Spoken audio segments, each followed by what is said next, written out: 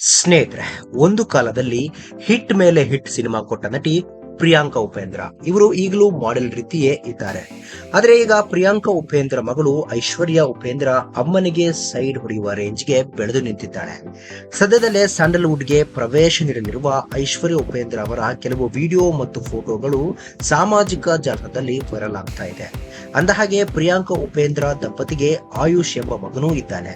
ಆತನೂ ಸದ್ಯದಲ್ಲೇ ಸಿನಿಮಾ ರಂಗಕ್ಕೆ ಎಂಟ್ರಿ ಕೊಡೋದ್ರಲ್ಲಿ ಡೌಟೇ ಇಲ್ಲ.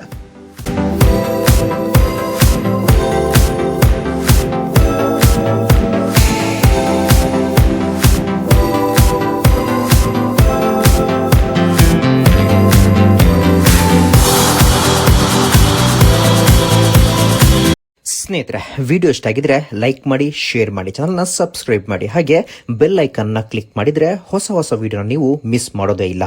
ಮುಂದಿನ ವಿಡಿಯೋದಲ್ಲಿ ಭೇಟಿಯಾಗೋಣ. ಧನ್ಯವಾದಗಳು.